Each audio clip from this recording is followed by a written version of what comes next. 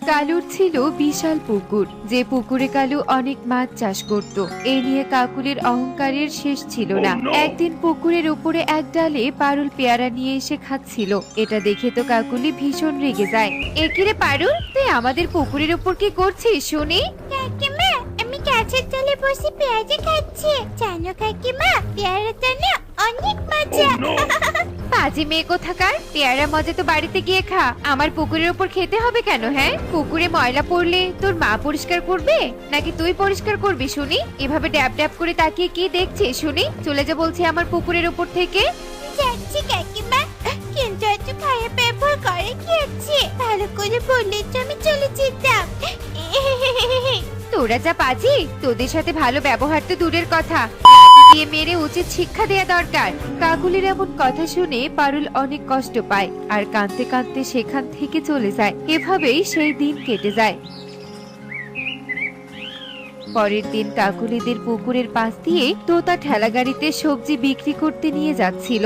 এই সবজি নিয়ে যাও, সবজি টাটকা টাটকা সতেজ সবজি, একদম ভেজাল মুক্ত সতেজ সবজি। এই সবজি নিয়ে যাও, সবজি। তোতার এমন হাক ডাক শুনে কালু কাকুলি সেখানে ছুটে চলে আসে আর তোতার উপর অনেক রেগে যায়। কি তোতা, তোর সাহস তো কম না, তুই আমার পুকুরের সামুন দিয়ে এই বস্তা পচা সবজিগুলো নিয়ে যাচ্ছিস? তোর এই সবজির গন্ধে আমার পুকুরের মাছ মরে যাবে। কালু দাদা, এটা আবার কেমন কথা? সবজির গন্ধে মাছ মরে মানে? আমার সবজি তো একটাও পচা নেই। চুপ কর বলছি, মুখে মুখে আবার তর্ক করছিস। একই তো আমার পুকুরের পাশ দিয়ে সবজি নিয়ে গিয়ে অন্যায় করেছিস, তার উপর আবার আমার সাথে তর্ক। দাঁড়া, তোকে দেখাচ্ছি মজা। এ কথা বলে কালু কাকুলি সহ তোতার ঠেলা গাড়ির সমস্ত সবজি ফেলে দেয় আর সেখান থেকে চলে যায়। হায় হায় রে, কালু দাদার কাকুলি দিদি, তোমরা কত বড় সর্বনাশ করলে আমার।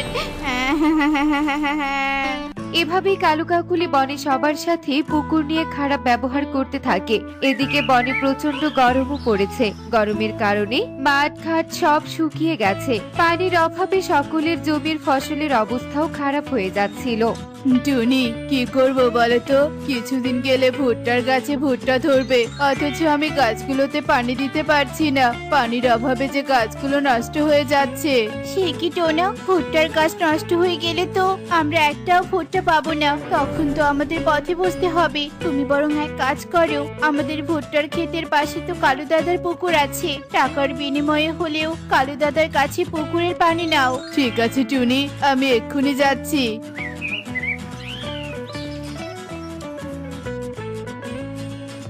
কালু দাদা, কালু দাদা, কোথায় তুমি? কিরে, কিছু হয়েছে নাকি? এভাবে আমার বাড়িতে চিৎকার করছিস কেন? মানে কালু দাদা, আমাদের ভুট্টার খেতে পানি প্রয়োজন। আমাদের খেতে তোমাদের পুকুর থেকে পানি দাও না গো দাদা, তার বিনিময়ে আমি তোমাকে টাকা দিব। চুপ কর বলছি, কিসের পানি? তোদের মতো গরিবকে আমি সামান্য টাকায় পানি কিছুতেই দিব না। চলে যা বলছি, আমার বাড়ি থেকে চলে যা, নইলে ঘাড় ধাক্কা দিয়ে তাড়িয়ে দিব। কালুর কথায় টোনা অনেক কষ্ট পায় আর সাথে সাথে কালুর বাড়ি থেকে বেরিয়ে যায় আর বাড়িতে গিয়ে টুনিকে সমস্ত কথা খুলে বলে। হে উপরওয়ালা, এখন আমাদের কি হবে? পানি আমরা কোথায় পাবো? পানি না পেলে যে সর্বনাশ হয়ে যাবে। টনি ওপরওয়ালাকে স্মরণ করে কান্নাকাটি করতে থাকে আর হঠাৎ ঝমঝমিয়ে বৃষ্টি শুরু হয়ে যায়। টোনা, উপরওয়ালা আমাদের গরিবের ডাক শুনেছে। দেখো কত সুন্দর বৃষ্টি হচ্ছে, আমাদের আর কোনো পানির অভাব হবে না। টনি টোনা বৃষ্টি দেখে অনেক খুশি হয়ে যায়। এত গরমে বৃষ্টি হওয়ার কারণে বনের সবাই খুশি হয়ে যায়। মুষলধারে বৃষ্টি হওয়ার কারণে সবার জমিতে পর্যাপ্ত পানি জমে যায়। এদিকে কালুর পুকুরে ডুবো ডুবো পানি হয়। সর্বনাশ কাকুলি, আমাদের পুকুরে তো অনেক পানি হয়েছে। পুকুরে এত পানি থাকলে তো পুকুরের সব মাছ বের হয়ে যাবে, তখন তো আমাদের অনেক লস হয়ে যাবে কাকুলি। কালু, এত চিন্তা করছো কেন? আমাদের পুকুরের পাশে তো অনেকেরই ক্ষেত আছে। তুমি বরং পুকুরের পাইপ লাগিয়ে অর্ধেক পানি বের করে দাও, এতে পানিও কমবে, মাছও বের হবে না। কাকুলি, তোমার মাথায় এত বুদ্ধি, আগে তো জানতাম না। দাঁড়াও, আমি এক্ষুনি তোমার কথা মতো কাজ করছি। যেই বলে সেই কাজ। কালু পাইপ লাগিয়ে পুকুরে পানি বের করে টুনিদের জমিতে দিচ্ছিল। পানি দিতে দিতে টুনিদের ভুট্টা খেতে পানি অনেক হয়ে যায়, আর ভুট্টা গাছগুলো পানিতে ডুবুডুবু হয়ে যায়। আর এটা টোনাটুনি দেখে ফেলে। সে কি সর্বনাশ, আমাদের ভুট্টার গাছগুলোর কি হাল হয়েছে। আমাদের ভুট্টা খেতে পানি এতটা তো ছিল না। টোনা, তাহলে এই পানি আসলো কোথা থেকে? টুনি, ওদিকে দেখো, কালু দাদা ওদের পুকুর থেকে আমাদের ভুট্টা খেতে পানি দিচ্ছে। এদের খুব বার বেড়েছে দেখছি, আজ এদের মুখোমুখি হতেই হবে।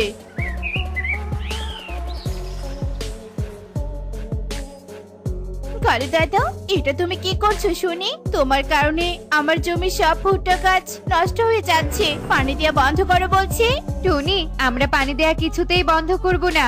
জোর যার মল্লুক তার, বুঝেছিস? আমাদের সাথে লড়াই করতে আসিস না, শেষে বনছাড়া হতে হবে, এই বলে দিলাম। কাকুলির কথায় টোনাটুনি ভয় পেয়ে যায় আর সেখান থেকে চলে যায়। এদিকে কালু কাকুলি পানি দেয়া শেষ করে বাড়িতে চলে যায়। দেখতে দেখতে 2 দিন কেটে যায়। অতিরিক্ত পানির কারণে টুনিদের জমির সব ভুট্টা গাছ নষ্ট হয়ে যায়, আর এটা দেখে টোনাটুনি অনেক কান্না করতে থাকে। টুনি, আমাদের যে সব শেষ হয়ে গেল, কালু দাদাদের কারণে আমাদের সব শেষ হয়ে গেল। টোনা, এখন আমরা কি করব? আমাদের যে এই ভুট্টা বিক্রি করে সংসার চলতো, এখন যে আর সেটাও হলো না। টোনাটুনি মনের দুঃখে অঝরে কাঁদতে থাকে। ওদিকে এক বকও কাঁদতে কাঁদতে সেই পথ দিয়ে যাচ্ছিল। টোনাটুনির কান্না শুনে বক সেখানে আসে। একে, আমার মতো দেখছি তোরাও কাঁদছিস, আমার মতো তোরাও দুঃখে আছিস নাকি? বক, আমাদের দুঃখে কি আর শেষ আছে নাকি বলতো? গরিবের যে সব সময় দুঃখ থাকে। ও, বুঝেছি, তোদের সাথে আমার দুঃখের কোনো মিল নেই, কিন্তু কি হয়েছে তোদের? এরপর টোনাটুনি বককে সব কথা খুলে বলে। কাঁদিস না তোরা, তোদের ভাগ্য কেউ পরিবর্তন করতে পারবে না। ওই কালু তোদের ক্ষতি করেছে, একদিন এর থেকে বড় ক্ষতি ওদের হবে। আজ তোদের ভুট্টা ক্ষেত নষ্ট হয়েছে তো কি হয়েছে, উপরওয়ালা এর থেকে 3 গুণ তোদের উপহার দিবে, শুধু ধৈর্য ধর। কিন্তু আমার কি হবে বলতো? আমার যে চিরদিনের প্রাণপ্রিয় সাথী, আমার বউ বগি, আমার থেকে হারিয়ে গেছে। কোথাও আমি ওকে খুঁজে পাচ্ছি না। বগি, কোথায় তুমি? 1 মাস থেকে তোমার কোনো দেখা পাচ্ছি না। বক, তুমি এভাবে কেঁদো না, আমাদের তো সব শেষ। তবু আমরা দুজন ঠিক আছি, কিন্তু তোমার তো কাছের জনই হারিয়ে গেছে। তোমার কষ্ট যে আমাদের থেকে অনেক বেশি। তুমি কোনো চিন্তা করো না, আমাদের বনে অনেক ভালো তান্ত্রিক আছে, তার কাছে গেলে বগির খোঁজ পাওয়া যাবে। এ কথা বলে টুনিরা বককে নিয়ে তান্ত্রিকের কাছে চলে যায়, আর তান্ত্রিক সবটা শুনে বলে, আরে, বগি তো আমার কাছেই বন্দি আছে। একদিন কালু এসে বলল এই বগি নাকি ওর পুকুরে মাছ চুরি করে খেয়ে অনেক ক্ষতি করেছে, তাই তো ওকে বন্দি করে রেখেছি। মিথ্যে কথা, আমার বগি কখনো চুরি করতে পারে না, কারণ আমাদের পুকুর আছে। বিশ্বাস না হলে বগির কাছে সবটা শুনুন। এরপর তান্ত্রিক বগিকে মুক্ত করে, আর বগি অতীত বলা শুরু করে।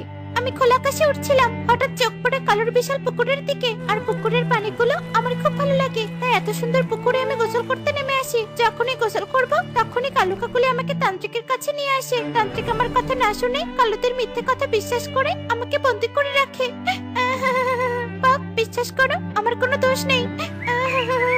বগি, আমাকে তুমি ক্ষমা করে দাও। আসলে আমি অন্যায়কে প্রশ্রয় দেই না। কালুর কথা শুনে আমার সত্যি সত্যি মনে হচ্ছিল, আসলে আমি জানতাম না ওই কালু এত খারাপ। তান্ত্রিক বাবা, ওই কালু শুধু বগির সাথে নয়, পুকুর নিয়ে অহংকার করে মানে সবার সাথে খারাপ ব্যবহার করে, অন্যের ক্ষতি করে। এরপর টুনি ঘটে যাওয়া সব ঘটনা তান্ত্রিককে খুলে বলে, আর সবটা শুনে তান্ত্রিক অনেক রেগে যায়। কি, ওই কালু কাকুলি এত খারাপ? তবে ওদের এবার একটা উচিত শিক্ষা দিতেই হবে। চলো তোমরা আমার সাথে। এরপর তান্ত্রিক সবাইকে নিয়ে কালুদের বাড়িতে চলে যায়, আর সবাইকে দেখে কালু কাকুলি ভয় পেয়ে যায়। কি, তোমরা সবাই এখানে?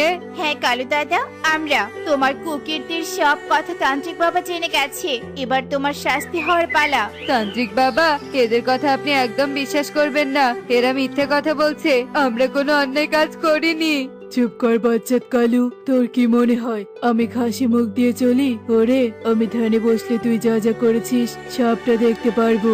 এমনি এমনি আর আমি তান্ত্রিক নই, সেই জাদু শক্তি আমার আছে, বুঝেছিস? একই তো এতদিন অন্যায় করেছিস, ক্ষমা না চেয়ে তুই আরো মিথ্যে বলছিস। তোদের মতো পাখি কখনো ভালো হবে না, তোদের জন্য শাস্তি ঠিক। তান্ত্রিক বাবা, আমাদের ভুল হয়ে গেছে, আমাদের আপনি ক্ষমা করে দিন। আমরা আর কখনো অহংকার করব না, আমরা ক্ষমা চাচ্ছি। এই তান্ত্রিক কোনো অন্যায়কে প্রশ্রয় দেয় না, কখনো দিবেও না, শাস্তি তোদের অনিবার্য।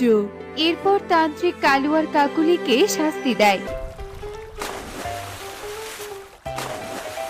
তো বন্ধুরা, কিছু কিছু ভুলের কখনো ক্ষমা হয় না, দোষ করলে শাস্তি ভোগ করতেই হয়। এমনই সব মজার মজার শিক্ষণীয় টুনি পাখির গল্প দেখতে আমাদের সাথেই থেকো। আর গল্পটি কেমন হয়েছে তা কমেন্টে জানাতে ভুলো না কিন্তু। Bye bye.